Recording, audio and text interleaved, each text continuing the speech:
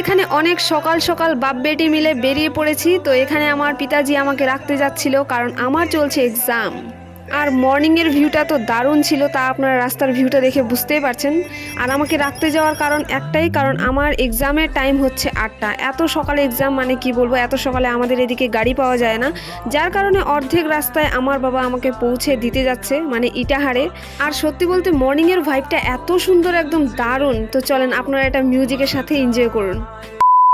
তোমার নামের রোদে আমি ডুবেছি সমুদ্রে, জানি না যাব কদ্দূরে এখনো।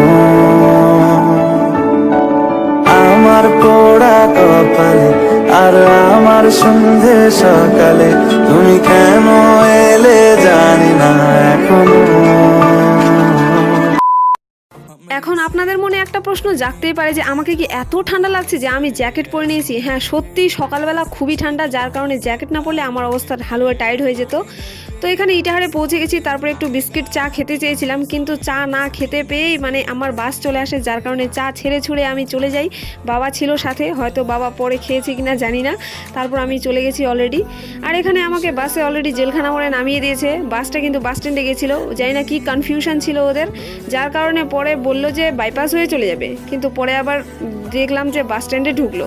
তাহলে কি দরকার ছিল, কলেজ মোড়ে তো নামাই দিতে পারতো, বাট কোই বাত নেই। তো এখানে আমি হেঁটে হেঁটে চলে এসেছি জেলখানা মোড়ের এখানে। আপনাদেরও একটু রায়গঞ্জ সংশোধনাগার দেখিয়ে দিলাম। আমি ব্লগটা এডিট করতে করতে একটা জিনিসই ভাবছি যে আমার কোনো কি মানে এক্সাম নিয়ে কি কোনো টেনশন ছিল ওই মুহূর্তে, আমার তো একটুও মনে হচ্ছে না। যাকগে বাদ দিন, হাঁটতে হাঁটতে গুটি গুটি পায়ে চলে এসেছি রায়গঞ্জ ইউনিভার্সিটির কাছাকাছি। এই যে সামনে আমাদের বিল্ডিং, এইটা আমি অনেক ব্লগে বলেছি আপনাদেরকে। তো দেখা যাচ্ছে সামনে আমাদের রায়গঞ্জ ইউনিভার্সিটির 10তলা বিল্ডিং।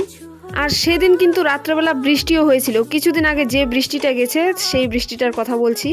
আর রায়গঞ্জ ইউনিভার্সিটি, আমাদের ইউনিভার্সিটিতে ঢুকে গেছি, তারপরে তো অবস্থা দেখতে পাচ্ছেন, একদম কাদা কাদা অবস্থা হয়ে গেছে, সবার পায়ের ছাপ উঠে গেছে।